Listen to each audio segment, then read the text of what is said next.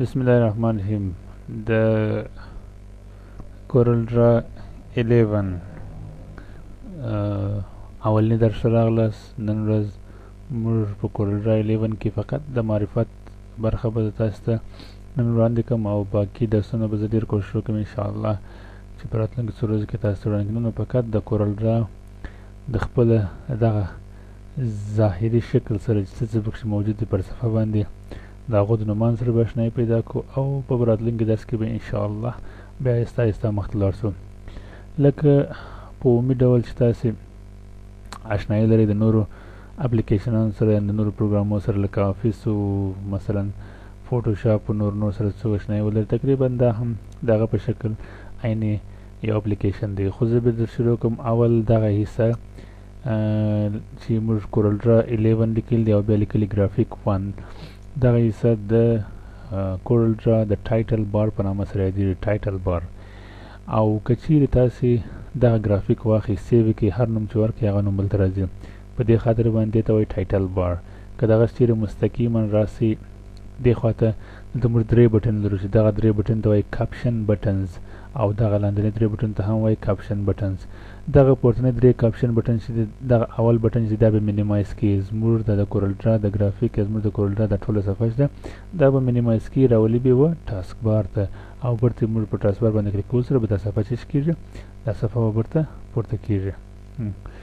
نو دې ته وایي د صفحې مینیمایز کول. او چې کله یې مینیمایز کړئ او د هغه څخه بعد موږ لرو دا بل مګزیمایز دی چې دغه کله چې موږ فول سکرین یا مثلا دغه د وینډو اندازه کوچنۍ کوو په هغه وخت کې موږ دغسې استفاده کوو چې یو ریسټور ډاون دی او بل دی مګزیمایز چې داسې کله چې تاسې کلیک کړئ چې دا کله ریسټور سي هغه د اصلي اندازې څخه اندازه څه کېږي زیاتېږي، او کله چې بیا تاسې برته مګزیمایز کړئ بیا خپله په هغه حد اقل هغه صفحه چې څومره اندازه یې په هغو اندازه باندې بیا دی برته راکوچنی کېږي. او د هغه څخه بعد موږ چې کوم دا سره علامه لرو دا د اگزیټ علامه ده، یعنی زموږ د کورل ډرا صفحه به څه کېږي د په واسطه باندې به کلوزیږي. او بل د دې څخه بعد راځو کښته دلته موږ لرو مینیو بار. مینیو بار په دې کې ټول دغه بار کې چې تاسې وینئ دا کوم نومان چې د فایل ایډیټ ویو دا هر یوه ځان ته مینیو ده، په دې خاطر باندې ته وایي مینیو بار. او د مینیو بار څخه را دې خوا ته بیا کاپشن بټنز لرو. دا کاپشن بټنز یوازې دغه ګرافیک یا دغه سټیج دپاره استفاده ځینې کېږي. دې ته په بعضې اصطلاح کې سټیج ورته وایي، په بعضې اصطلاح کې دې ته ډراوینګ وینډو وایي او ډراوینګ وینډو او خپله دغه ته وایي ډراوینګ پیج. او دغه بهرنۍ باندنۍ صفحه چې ده دې ته وایي ډراوینګ وینډو. ټوله چې اوپنېږي دې ته وایي ډراوینګ وینډو. دغه پرنټیبل صفحه دغه صفحه چې تاسې وینئ دې ته وایي دا چې ده دې ته څوک ډراوینګ ایریا ورته وایي او خپله ګرافیک په نامه سره هم یادېږي. نو دا هغه ساحه ده چې کله موږ په دې باندې کار کوو یو عمل سرته رسوو دغه صفحه چې دا پرنټېږي نو دا هغه وینډوز شوه. نو انشاءالله پوه سولاست ډراوینګ وینډو ډراوینګ پیج اوکې یا ګرافیک ایریا. نو د دې څخه بعد دلته چې موږ کله د دې مینیو بار څخه دې خوا ته راتېر سو نو بیا دلته دا مینیمایز او مګزیمایز او رسټور ډاون او کلوز هر څه بله او دا کاپشن بټن چې دی دا به پر دې سټیج باندې تاثیر کوي، پر دې ډراوینګ وینډو او ډراوینګ پیج باندې تاثیر کوي. که چیرې زه مینیمایز وهم صحیح زما دغه فلنی ګرافیک ځکه چې زه تر اوسه په خپل ګرافیک کښې دا به د هغې د مینیمایز کولو لپاره پکارېږي او تاسې کولی شئ بر دغه په کلیک کولو سره دا مګزیمایز کړئ یا په اصطلاح باندې ریسټور اپ یې کړئ. ریسټور اپ د دې څخه بعد راځو دلته او دا مګزیمایز او ریسټور ډاون دی، تاسې کولی شئ دې څخه استفاده وکړئ. او بیا هم وګورئ د دې څخه بعد تاسې برته کولی شئ پر دې ریسټور باندې اپ کلیک کړئ دا برته د ریسټور ډاون کړي، یعنې هغه صفحه برته خپل اولني حالت ته راسي. او دا بل په واسطه باندې موږ کولی شو دغه فلنی سټیج یا د فلنی ډراوینګ وینډو واخلو د دې په واسطه باندې موږ کولی شو د فلنی صفحه یا ډراوینګ یا دغه فلنی ډراوینګ پیج او ډراوینګ وینډو یا د فلنی سټیج یا د فلنی ګرافیک واخلو کلوز یې کړو. وګورئ سو زه نه غواړم چې کلوز یې کړم دا به واخلو کنسل به کړو. د دې څخه بعد موږ راځو دغه ایریا ته وایي پراپرټي بار. اوکې دې ته پراپرټي بار په دې خاطر ورته وایي چې دلته څه شیان چې موجود دي دا دغه ټولز پراپرټي ده. موږ دغه کوم د ټولز چې لرو مثلا زه که دې څخه یو ټولز راخم فرض مثال زه به یو مثلا زه به دغه مثلا د الیپس به انتخاب کوم د الیپس د رسم کولو لپاره مثلا فرض مثال زه چې کله دا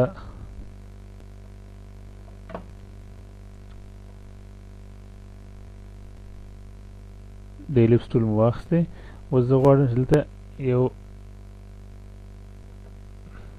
د دې ابجکټ په رسمولو سره اوس مثلا دا ابجکټ موږ رسم کړي ګورئ په دې ابجکټ کې مثلا تاسو چیرې نظر وکړئ مثلا دا د پراپرټي بار کاملا تغییر وکړي ټول دا د ایکس د وای مهرونو دا برو جګوالی او هایټ ټولو تغییر وکړي دا د زاویې درجې روټیشن تغییر وکړي شیپ هر څه ټول تغییر وکړي نو په دې خاطر باندې دا پراپرټي بار مربوط دغه د الیپس د شکلان دی.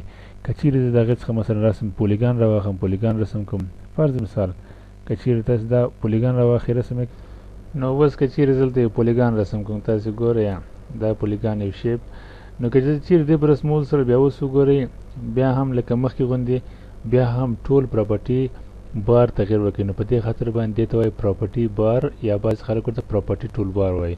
نو دا پراپرټي ټول بار ته که چیرې څوک پوښتنه وکړي چې دې ته ولې پراپرټي بار وایي یا ولې پراپرټي ټول بار ورته وایي علت یې دا دی چې دا ټول مربوط د دغه ټولز دی.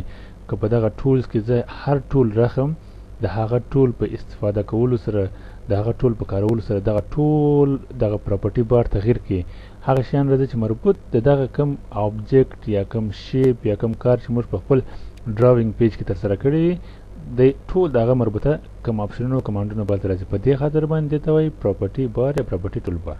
اوکې سو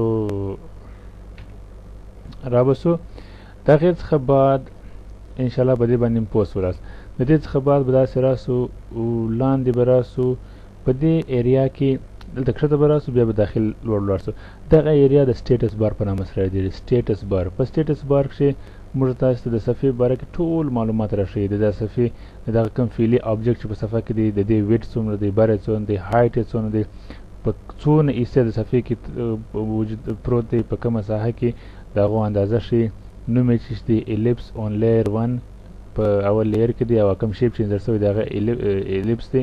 مثلا که زه چیرې دې په ځای باندې بل شیپ راخم رسموم نو د بل شیپ څخه استفاده کوم یا د بل مثلا یو آبجکټ د رسموم بیا تاسو په هغه وخت کې وګورئ چې بیا دا نوم څه شي تغییر کړي هر آبجکټ چې انتخاب وي د هغه آبجکټ اوس وګورئ ریکټنګل اون لیر 1 که زه چیرې بیا په دې راځم برته په دې خپل په اولني آبجکټ باندې کلیک کوم کله چې دا اولنی آبجکټ کې کوم بیا د هغه آبجکټ باره کښې معلومات راځي. که چیرې تاسو دې آبجکټ واخلئ سایز یې مثلا څه کې سایز یې یا ویډ یا هر اندازه چې واخلئ ورغټه کړي بیا به هغه مکمل تغییر کړي ګورئ نو دې ته وایي سټیټس بار او پر هغه د پاسه سټیټس بار موږ ته د آوټلاین او د خپل د آبجکټ داخلي رنګ موږ ته راښیي ګورئ داخل یلو او آوټلاین هم کلر یې سره کم دی کلر یې هم د آوټلاین د دغسې بلک کلر دی. که چیرې تاسو غواړئ دا کلر آف کړئ دغه کلر تاسو کولی شئ د آوټلاین په واسطه باندې آف کړئ. دلته راسئ دلته موږ لرو آوټلاین آپشنز په آوټلاین آپشن کې چې راغلی دلته لیکل دي نو آوټلاین دا د ایکس علامه ده پر آوټلاین باندې کلیک یې کړئ آوټلاین ډیلیټ سو او دلته د ایکس علامه راغله.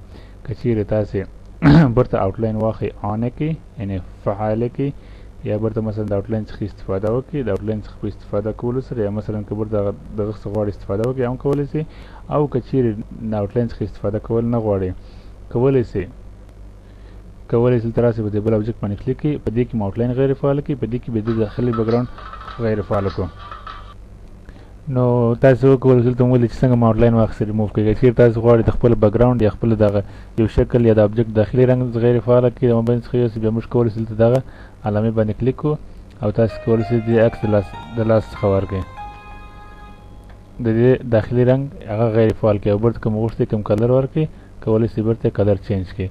سو دا ایریا سوله د سټیټس بار او دا سټیټس بار موږ کولی شو سټیټس بار کولی شو موږ غیر فعال هم کړو خو هغه بیا د مینوګانو په درسو کښې راځو چې څنګه کولی شو هغه غیر فعال کړو د غیر فعال کې فعال کې دغسې لکه خط کش دا ټول انشاءالله موږ به هر یو آهسته آهسته د خیر سره کار کو او دغسې به آهسته آهسته مخته ولاړ سو. نو د دې څخه بعد به راسو دلته د دغه سټیټس بار پر سر باندې موږ دغه ایریا ته وایي نیویګیشن ایریا. د نیویګیشن ایریا کښې موږ دغه دوې علامې لرو چې یو دغه نیکسټ علامه دی، یو علامه دغه او بل علامه دغه دواړې لکه د نیکسټ غوندې علامه چې دی. دا که تاسې هر څو ډراوینګ پیج په خپل فعلي فایل کې ولرئ په د ګرافیک فعلا ګرافیک تاسې کولی شئ د دې په واسطه باندې اخرنۍ او اولۍ د جمپ ووایو. اوس فعلا موږ یو پیج لرو، یو ډراوینګ پیج لرو. اوس نو تاسې که چېرته د مثبت علامه کلیک کړئ، د مثبت علامې په کلیک کولو سره به تاسې یو بل پیج و خپلې فعلنۍ دغه فایل ته انزرټ کړئ. اوس موږ څو اوس دوه پیج لرو، فرست پیج اینڈ سیکنډ پیج. نو دغه مثبت علامې په کلیک کولو سره تاسې هر څه نو غواړئ کولی شئ نورې صفحې خپل او فعلي ډاکومنټ ته واخلئ، د فعلي فایل ته واخلئ، انزرټ یې کړئ. وبخښئ څه تلیفون مزاحمت مخته راغلی. نو او اوس بیا دلته موږ کولی شو چې کله د دغه علامې په واسطه باندې موږ کولی شو د یوه پیج څخه ولاړ شو بل ډراوینګ پیج ته. ګورئ زه اوس دا کلیک کوم، دوم ډراوینګ پیج ته ولاړم. د دې په کلیک کولو سره بیا تاسې کولی شئ ولاړ شئ دریم ډراوینګ پیج ته. اوس دا زه کلیک کوم، ځم دریم ډراوینګ پیج ته. وګورئ او بیا وروسته دې څخه دلته د دغه نیکسټ علامې پر څنګ باندې موږ بل علامه لرو، چې دغه په واسطه باندې موږ کولی شو فقط اولنۍ او آخري پیج ته جمپ ووس لکه دغه علامه غوندې. او د دې څخه بعد دلته موږ دا بل علامه لرو، د دې په واسطه باندې موږ کولی شو اولنۍ او آخري پیج ته جمپ ووو. زه په آخري کې یم، زه چې دا کلیک کوم زه باید راسم و اول پیج ته، اول ډراوینګ پیج ته. که چیرې زه ورته دا وکلیک کوم زه به ولاړ سم آخري ډراوینګ پیج ته. اوکې سو نو دا سوله د نیویګیشن ټول بار باره کښې. نو د دې څخه بعد به راسو د سیکنډ پیج به انتخاب کړو ځکه چې هلته موږ یو دوانې ابجکټونه رسم کړي وو مخکې. د دې څخه بعد به راسو دغه ایریا ته وایي کلر پالیټ. دا د کلرونو کوم مجموعه یا چې دلته موجوده تاسې کولی شئ د هغه څخه په استفاده هر رنګ چې وغواړئ کولی شئ د هغه څخه استفاده وکړئ. اوکې او د دې څخه بعد د هغې څخه بعد موږ دلته لرو، دلته دا سکرول بار لرو چې دې په واسطه باندې موږ د خپل ډراوینګ پیج اخو اپ اینډ ډاون پورته او ښکته دې ته حرکت ورکوو. سو دې ته وایي ورټیکل سکرول بار او دغه کوم سکرول بار چې دلته دې ته وایي هارزنټل سکرول بار. اوکې عمودي او افقي ټول بارونه. نو دا ټول بارونو په باره کې معلومات دا او دغه څخه بعد به راسو و دې خطکش ته. دې خطکش ته وایي هارزنټل رولر او دې خطکش ته وایي ورټیکل رولر. تاسې کولی شئ خطکش څخه په هر رقم چې تاسې خوښ وي تاسې کولی شئ دغه څخه استفاده وکړئ. تاسې کولی شئ خطکش د خپلې استفادې لپاره دغه ځای ته حرکت ورکړئ. که مثلا تاسې غواړئ چې د یو خطکش څخه استفاده وکړئ کولی شئ هغه ته حرکت ورکړئ. حرکت به څنګه نو تاسې کولی شئ د خطکش ته ځای تغییر ورکړئ. بعضې اوقات ضرورت پیښېږي چې خطکش ته ځان ته نږدې کړي یا د دې ځای تغییر ورکړئ. تاسې کولی شئ په کیبورډ کې شفټ ونیسئ او پر خطکش باندې کلیک کړئ، کولی شئ د خطکش ځای تغییر ورکړئ. کولی شئ د راښکته کړئ و خپل فعلي پیج یا صفحې ته مثلا یو بعضې وختونه شاید تاسې ته به ضرورت وي تاسې د خپل صفحې ته نږدې د خطکش ته حرکت ورکړئ، کولی شئ دې څخه استفاده وکړئ. په دې رقم باندې دغسې کولی شئ دا ورټیکل خطکش ته هم حرکت ورکړئ. فقط شفټ په خپل کیبورډ کلیک کړئ او دې ته حرکت ورکړئ. وګورئ په هره ساحه کې چې تاسې دی غواړئ کولی شئ دغه څخه دی تاسې استفاده وکړئ. او دا د خطکش موومنټ شو. او بل د خطکش د فعلا دلته موږ د انچ د اندازګري د واحد څخه استفاده کوو. که چېرې تاسې غواړئ د واحدات تغییر ورکړئ دا بیا موږ د خطکش لپاره جلا یو مکمل وینډو لرو، یو مکمل منیوګان لرو. تر څو آپشن د خطکش باره کې هغه د خطکش په ویډیو کې وایي، خو بیا هم پر خطکش باندې ډبل کلیک کړئ. ډبل کلیک پر خطکش باندې تاسې ته به وینډو خلاص شي. په هغه وینډو کې ټول د خطکش باره کې معلومات شته او تاسې کولی شئ کله چې پر خطکش باندې ډبل کلیک کړئ نو تاسې به دغه وینډو اوپن شي. په دې وینډو کې تاسې کولی شئ چې د خطکش واحدات تغییر ورکړي او ځینې د خطکش لپاره ځینې نور سیټینګونه هم شته چې هغه به انشاءالله موږ د دې څخه په راتلونکي درسو کې استفاده وکړو. فقط د واحدات لپاره که چیرې غواړئ تغییر ورکړي دلته فقط دلته راسئ د انچز په دغه کې ګورئ هارزنټل خطکش لپاره انچز څخه فعلا استفاده کړئ کولی شئ هغه تغییر ورکړي. نو دا څو د یو لنډ معرفت د دغه کورل ډرا 11 د دغه ظاهري صفحې کوم بعضې شیان چې پر صفحه باندې موجود وو هغه ولیدله او څه لږ اشنایي مو ورسره پیدا کړله. نو راتلونکي درسونه انشاءالله زه به کوشش وکړم چې داسې مینیو وایز او داسې د هر اپشن د طریقې څخه، نو زه به کوشش وکړم که چیرې موقع راته برابر وسو داسې د هر مینیو په تشریح سره مخته لاړ سم، او که نه زه تاسو ته یو بله مشوره درکوم، زه به کوشش وکړم چې د پروجیکټ د لارې څخه مخته ولاړ سم. مثلا بعضې کریټیو کوم داسې ساده شیان، یا مثلا بعضې اډوانس یا پروفیشنل کورل ډرا بعضې کم ټریکونه او کم شی مې چې زما څخه خپله زده زه به هغه ستا سره شریک کړم. بیا هم د ستاسې د نوو کوم مشورو په هیله، او زه به انشاءالله په کورل ډرا کښې کوشش وکړم چې ډېر ښه درسونه تاسو ته تقدیم کړم. سو همیشه زما سره اوسئ او راځئ چې په ګډه سره زده کړه وکړو. په ګډه سره زده کړه دا معنا څه شی چې زما زده دي، خو زه دا تاسو ته د برابرولم او تاسو ته تقدیموم. اما څه شی چې ستاسو زده دی او که چیرې زما په درسو کې کوم ځای غلطي او زه کوم ټولز یا کوم آپشن یا کوم مینیو یا ځای کوم ځای زما څه اشتباه سوي، د هغې سم او صحیح تشریح او طریقه یې که چیرې ستا سره موجود وي، ستاسو سره د هر چا سره چې دا ویډیوګانې ته لاسرسی لري او ګوري، هغه زما سره شریک کړي. تر بله درسه د الله په امان.